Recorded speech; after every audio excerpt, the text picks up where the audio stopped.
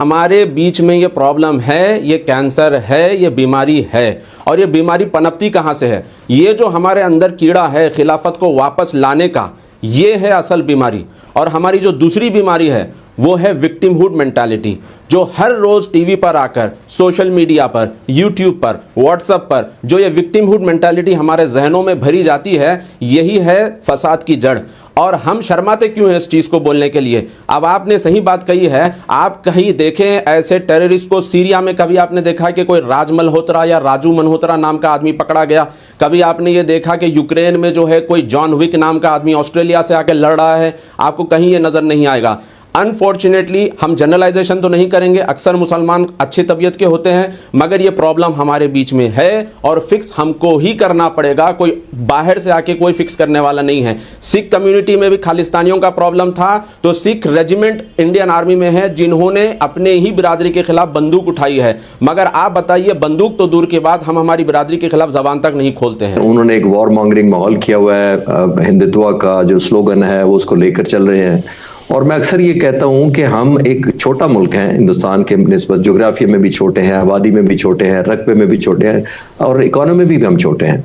लेकिन ये बड़ा अजीब, जो मैं आज तक मरला हल नहीं कर सका, या मसला जो मेरे जहन में नहीं आज तक समझ आया, वो ये है कि एक बड़ा मुल्क अपने लोगों को 1.4 बिलियन उनकी पॉपुलेशन है, 140 करोड़ के करीब, और 25 करोड़ के मुल्क का नाम ले लेके 140 करोड़ को डराता है कि अगर तुमने ये ना किया तो पाकिस्तान आ जाएगा। अब किसी मुल्क में आप रीजनल इलेक्शन देख लें, हमारी तो बाद में बात करते हैं, बांग्लादेश, नेपाल, श्रीलंका, भूटान, कोई मुल्क पाकिस्तान का नाम लेके नहीं डराता। अगर डराता है तो हिंदुस्तान का नाम लेके डरा सकता है। लेकिन हम पाकिस्तान में, हमारा जब इलेक्शन होता है तो हम किसी का नाम नहीं लेते। हम इनसिक्योरिटी लोगों के ज़हन में, हमारे अपने मसले हैं, चाहे वो करप्शन हो, चाहे बैड गवर्नेंस हो, या कोई वजह भी हो, हम उस पर पॉलिटिक्स करते हैं, और जो कि सारी दुनिया में होती है। लेकिन यहाँ एक अजीब फिनोमेना है, इतना बड़ा मुल्क होकर फिर भी पाकिस्तान का नाम लेकर उनको एंटी पाकिस्तान स्लोगन देने पड़ते हैं। एक बात तो ये है। Coming back to your question focused way, वो ये है काजी साहब, देखिए ये जो डेवलपमेंट हो रही है और इलेक्शन, मैं अभी किसी ने मुझसे पूछा, मैं एक यूनिवर्सिटी में गया था एक इसी तरह की टॉक देने, तो उधर उन्होंने सवाल किया कि अब आप क्या देखते हैं, मोदी तो सुना है हार रहे हैं। मैंने कहा खित्ते के लिए ओवरऑल तो उनका हारना बेहतर है, लेकिन जीतने के और हारने दोनों की खित्ते ने कीमत देनी है। जीतने की कीमत हम दे रहे हैं, और हारने की कीमत जो आप पॉइंट आउट कर रहे हैं कि कोई ऐसा चांस ना बन जाए कि वो हार रहे हो, क्योंकि उनके और सूबों में 6-7 सूबों में इलेक्शन आ रहा है, और ये एक डोमिनो इफेक्ट बन सकता है। यानी जैसे एक ईंट गिरती है तो एक ईंट को प्रेस करे तो दूसरी ईंटें खुद ब खुद गिरती जाती हैं। तो ये डोमिनो इफेक्ट मुझे लग रहा है कि यहाँ क्रिएट हुआ, तो वो पैनिक में आ जाएंगे, वो अंडर प्रेशर आ जाएंगे। एक्सटर्नली प्रेसिडेंट ट्रंप ने ऑलरेडी बड़ा प्रेशर में डाला हुआ है, रिलेटिव आइसोलेशन है, वो पुलिसमैन का दर्जा उनका रहा नहीं है, रीजनल स्टेबिलिटी का कोई फैक्टर मानता नहीं है। तो मेरा ख्याल है कि उनका हारना जीतना दोनों नुकसानदेह हैं, लेकिन लोग शायद अब ज्यादा बेहतर लेकिन अगर सर मोदी जो हैं वो हारते हैं और पैनिक में आ जाते हैं, और आपको पता ही है सर कि दोनों हमसाये जो हैं हमारे वो साजिशी हैं, एक अफगानिस्तान है, एक भारत है, और तीसरा उनके साथ इजराइल है। और भारत ये चाहता भी है कि पाकिस्तान को दोनों तरफ से एंगेज किया जाए। क्या अगर दोनों तरफ से एंगेज किया जाता है, भारत भी और अफगानिस्तान भी, और तीसरा इजराइल की जो है वो कुमक उनको मिलती है? भारत जो है उसकी तैयारियां, अलबत्ता जो कैबिनेट कमेटी ऑन सिक्योरिटी है उसके एलामिये के अंदर जो नरेंद्र मोदी ने चेयर की, उसमें पाकिस्तान को डायरेक्टली एक्यूज नहीं किया गया, लेकिन जंगी तैयारियां, ट्राई सर्विसेज एक्सरसाइज खत्म होने के बाद भी नोटम्स का इन प्लेस रहना, मिलिट्री बिल्डअप, फाइटर जेट्स का रनवेज के ऊपर परवाजें करना, और फिर जासूसी वाले ड्रोन्स जो है उनका पहले 12 घंटे और फिर 5 घंटे के लिए LOC के करीब आकर जासूसी करना। ये इस जानिब एक बहुत वाज़ेह इशारा है कि कुछ बहुत बड़ा जो है वो प्लान किया जा रहा है, और कुछ बहुत बड़ा जो है वो in the next few hours Bharat की तरफ से किया जाएगा। अब भारत से 2 बड़ी डेवलपमेंट्स हैं। सबसे पहले तो मैं आपको ये बता दूं कि होम मिनिस्टर अमित शाह जो है, he is right now as of we speak chairing a very high level meeting, जो कि नई दिल्ली के अंदर एक अटैक हुआ जिसे भारत की हुकूमत ने एक दहशतगर्दी का अमल करार दिया। उस हवाले से अमित शाह ने एक आला सतह का जो इजलास है, और इसमें सबसे अहम तरीन चीज़ ये है कि होम मिनिस्ट्री के टॉप ऑफिशियल्स के साथ साथ इस इजलास के अंदर जो इंटेलिजेंस के अफसरान हैं वो भी शामिल हैं। अच्छा, on the other hand Bharat के अंदर जो भारतीय मीडिया है वो लगातार एक बहुत बड़े मंसूबे की बात कर रहा है कि कुछ बहुत बड़ा भारत के अंदर होने जा रहा है, और भारत के तमाम तर बड़े शहरों के अंदर हाई अलर्ट जो है वो भी जारी कर दिया गया है। और इसके साथ ही साथ अब तो यहाँ तक ये बताया जा रहा है कि राम मंदिर जो है उसकी जो सिक्योरिटी है वो भी बीफ अप कर दी गई है, क्योंकि एक पोटेंशियल थ्रेट जो है उसके हवाले से भी कुछ खदशात जो है वो जाहिर किए जा रहे हैं कि राम मंदिर का जो एरिया है उस पर भी कोई ना कोई हमला हो सकता है। यानी वहाँ पर मामलात ये है कि दहशतगर्दी के वाक़यात जो है उनकी एक सीरीज़ के हवाले से इंडियन मीडिया एक नैरेटिव बिल्ड कर रहा है और उसे उन्हीं डॉक्टर्स के साथ और मकबूजाबादी के अंदर जो ग्रुप्स है उनके साथ कनेक्ट करने की कोशिश कर रहा है, जिनके साथ वो पहले भी इन्हें कनेक्ट करता है। तो इस चीज़ को भी अगर हम एनालाइज करें और समझने की कोशिश करें तो बहुत कुछ हमारे सामने क्लियर हो जाता है। वहीं दूसरी जानिब नाज़रीन इकराम, जो भारत का एक जनरल है उसने आज एक स्टेटमेंट दी है और उसने कहा है कि भाई हमारी रुद्रा ब्रिगेड जो है, अब इंडिया कोल्ड स्टार्ट का डॉक्ट्रिन जो है उसे कोल्ड स्ट्राइक के डॉक्ट्रिन में बदल रहा है।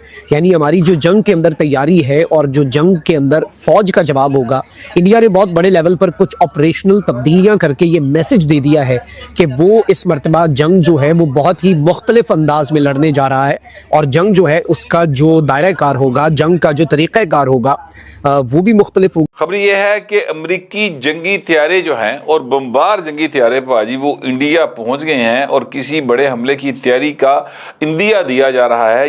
अमेरिका का इस वक्त बॉम्बर और उसके कई बॉम्बर्स इस वक्त इंडिया में हैं, बेंगलुरु में। आप ये मनाजिर देखिए। अब हसीना वाजिद ने और भारत की सरकार ने एक बांग्लादेश में एक नई आग भड़का दी है। कभी जैश टेररिज्म नेटवर्क का लफ्ज इस्तेमाल किया जाता है, कभी तुर्की को उसके अंदर घसीटा जाता है, कभी बांग्लादेश को घसीटा जाता है। ये बड़ी अजीब बात है। नेवल चीफ उनका अमेरिका में है, बॉम्बर्स उनके इस वक्त अमेरिका के इंडिया में मौजूद है। इंडियन एयर फोर्स के साथ मिलकर जंगी मशक़ें करने के लिए जो है अमेरिकन एयर फोर्स का जो नंबर 1 किस्म का बम्बर तैयार है ना सर, जिसको B-1B लांसर बम्बर कहा जाता है, वो सर वहां पर पहुंच गया। लेकिन अब सूरत हाल जो है वो इस कदर तब्दील हो चुकी है कि ढाका में, इसके अलावा बांग्लादेश में कई एक जगहों पर इस वक्त शदीद एहतजाज जो है वो उठ खड़ा हुआ है। बांग्लादेश को सबक सिखाने की तैयारियां की जा चुकी हैं। बांग्लादेश के टेररिस्ट नेटवर्क्स के ऊपर जो कि इंडिया के अंदर टेररिज्म के सबब बन रहे हैं, उनको इंडियन एयरफोर्स निशाना बनाएगी। ढाका में मुख्तलिफ किस्म के जो प्रोटेस्ट हैं वो इस वक्त देखे जा रहे हैं, लोग सड़कों पर हैं और मुतालबात ये हैं कि जो मोहम्मद यूनुस की हुकूमत है इसका तख्ता उल्टा जाए। और आप अंदाजा करें, इंडियन एयरफोर्स को अमेरिकी एयरफोर्स मदद दे रही है, उनके साथ मिलिट्री एक्सरसाइज कर रहे हैं एयरफोर्स के, उनके लोग आए हुए हैं, एक्सपर्ट्स आए हुए हैं। अमेरिका है उसका चूंकि इंडिया के साथ एक डिफेंस पैक्ट है, वो पहले भी था, 2005 में था, फिर 2015 तक एक्सटेंड हुआ, 15 से वो 25 तक एक्सटेंड हुआ, अब 25 में फिर एक्सटेंड हो गया अगले 10 साल के लिए। तो इसमें अब हुआ यह है कि इंडियन एयर फोर्स के साथ मिलकर जंगी मशक़ें करने के लिए जो है अमेरिकन एयर फोर्स का जो नंबर 1 किस्म का बम्बर तैयार है ना सर, जिसको B-1B लांसर बम्बर कहा जाता है, वो सर वहां पर पहुंच गया और वहां पे बेंगलोर के एयरपोर्ट के ऊपर वो मौजूद है। उसको लोगों ने देखा, आम पैसेंजर्स ने देखा, वहां से लोगों से जो लोग वहां से गुजर रहे थे उन्होंने देखा और वीडियोस बनाकर जो है वो अपलोड की। उसकी तस्वीर मैं आपके साथ शेयर कर रहा हूं। अब यहां पर यह बात ध्यान में रखिएगा कि इंडिया पाकिस्तान के खिलाफ हर किस्म की कार्रवाई करने का ना सिर्फ इरादा रखता है, बल्कि उसके जो करता धरता लोग हैं, यानी आर्मी चीफ है, एयर चीफ है, मोदी है, अमित शाह है, उस सारे पाकिस्तान के उत्ते हमले करने पेशगोइयां करते रहते हैं कि असी भाई वर्जन 2 कर लेंगे संदूर वाला। तो भाई तुहाडा मत्था वैसे ही रंग देंगे बाबू जी, तुसीं संदूर शदूर च काली पैंदे हो, तुहाडा ऐसा लालो लाल करांगे उत्तों लैके थल्ले तक काम के तुहानूं याद रहेगा सारी जिंदगी। लेकिन ये अब जो अमेरिकन एक वहां पे बम्बर तैयारा खड़ा हुआ ना, उसके नतीजे में जो माहौल है, ऑलरेडी मैंने आपको बताया एक टेंस माहौल, उसमें एक थोड़ा सा मजीद इजाफा फील किया गया। मैंने अपने तौर पर मालूम किया तो पता ये चला कि ये रूटीन की एक वो हैं दिफाई मशक़ें जो कि की जाती हैं, जंगी मशक़ें, और एयरफोर्स ने उनकी की हैं। तो हमें पहले से मालूम था 10 से 13 तारीख तक ये मशक़ें होनी थी। तो वो वहाँ पर बिल्कुल बम्बर तैयारा आया, लेकिन वो पाकिस्तान के ख़िलाफ़ कोई चीज़ इस्तेमाल नहीं होने जा रही है, ना ही इंडिया अभी पाकिस्तान पर हमले की जुर्रत करेगा। अलबत्ता पाकिस्तान जो है वो हर हवाले से तैयार है। ਜਿਹੜਾ ਕੋਈ माड़ी मोटी भी हैंकी पैंकी करेगा तो भाई उन्होंने लग पता जाएगा कि पाकिस्तान के साथ पंगा लेना नहीं है चंगा। ये मनाजिर क्लियरली बता रहे हैं उनकी एयरपोर्ट और दीगर जगहों में, यानी फिजा में भी नजर आए। और अमेरिका के बॉम्बर्स इस वक्त इंडिया में है। सवाल ये है कि इंडिया में क्या कर रहे हैं। ये बड़ी अजीब बात है। नेवल चीफ उनका अमेरिका में है, बॉम्बर्स उनके इस वक्त अमेरिका के इंडिया में मौजूद है। और आप अंदाजा करें, इंडियन एयरफोर्स को अमेरिकी एयरफोर्स मदद दे रही है, उनके साथ मिलिट्री एक्सरसाइज कर रहे हैं। एयरफोर्स के उनके लोग आए हुए हैं, एक्सपर्ट्स आए हुए हैं, इंडियन पायलट्स के साथ वो ट्रेनिंग कर रहे हैं, उनको ट्रेन भी कर रहे हैं बहुत सारे मामला, क्योंकि इंडिया खुद भी एक एयरफोर्स है, वो इनके साथ मिलकर एक्सरसाइज कर रहे हैं। तब जब अमेरिका को ये पता है कि हमारे इन बॉम्बर्स और ये तमाम चीज़ें जो भी हम लोग कर रहे हैं इनके साथ एक्सरसाइज, उससे इंडिया को फ़ायदा हो रहा है। इंडिया ने उस एक्सरसाइज का तजर्बा किसके खिलाफ इस्तेमाल करना है? अमेरिका के खिलाफ तो इस्तेमाल नहीं करना। तो अमेरिका के बॉम्बर्स इस वक्त इंडिया की मदद कर रहे हैं और इंडिया ने पाकिस्तान पर हमला करना है। वो देखिए, उनके पास टाइम बहुत बड़ा है, जंग के लिए बड़ा लंबा टाइम पड़ा है। उतने देर में वो एक्सरसाइज कर रहे हैं। उन्होंने अपनी मेन एक्सरसाइज भी कंप्लीट कर ली है, सारा कुछ कर लिया, बॉर्डर पर डिप्लॉयमेंट भी है, सारे काम वो कर रहे हैं। पिछली दफा सबसे ज्यादा क्रिटिसिज्म उन पर यह हुआ था कि आपने कोई तहकीकात तो की नहीं। उन्होंने इस दफा मीडिया को भी मैनेज किया है बड़े तरीके से। एक मीडिया ने वो जिंगोइज्म बनाया था, उसको कम करके वो इस तरह के सबूत अपनी तरफ से घड़ के बना के कि ये पाकिस्तानी है, फलाना है, ये है, वो है। सो जब पाकिस्तान जो कह रहा है कि भाई हम जंग नहीं चाहते, ट्रंप ने पिछली दफा कहा हमने सबसे पहले जंग बंद की, तो आप इमेजिन करें कि क्या हम चाहेंगे कि कोई हमला करें और उसके बाद जंग छिड़े? सवाल ही पैदा नहीं होता। तो इंडिया पूरी तरह एक गेम प्लान तैयार करके बैठा हुआ है। उन्होंने इस हमले को अंजाम देना है और अब बड़े खतरनाक अंदाज के अंदर इस कार्रवाई करें। बहरहाल अमेरिका के बॉम्बर्स इंडिया में क्या काम कर रहे हैं, क्या सूरत हाल हो रही है, ये तो आपको आने वाला वक्त क्लियरली बता देगा।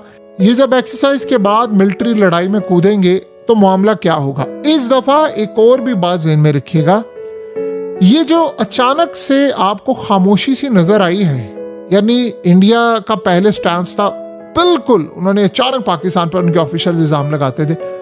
इस दफा नहीं, इस दफा वो कर रहे हैं, धमकी दे रहे हैं, छोड़ेंगे नहीं उनको जिन्होंने किया है। और इस दफा आखिरी हद तक जाएंगे, ये क्रॉस करेंगे वो, यानी वो नाम नहीं ले रहे, वो कह रहे हम ये करें। वो पहले नैरेटिव बना रहे हैं, फिर वो तहकीकात में सामने अपनी मर्जी की रिपोर्ट लाएंगे और देन वो फिर उसके बाद पूरे पाकिस्तान के खिलाफ एक महाज क्रिएट करेंगे। इसमें तुर्की का लिंक भी इन्वॉल्व करेंगे। और जैसे उन्होंने ऑलरेडी कहा है कि ये जो हमलावर थे वो तुर्की भी गए, तुर्की ने उसको डिनाई किया। ये सारे का सारा काम करने के बाद आप देखेंगे कि वो पाकिस्तान के खिलाफ एक महाज क्रिएट करेंगे।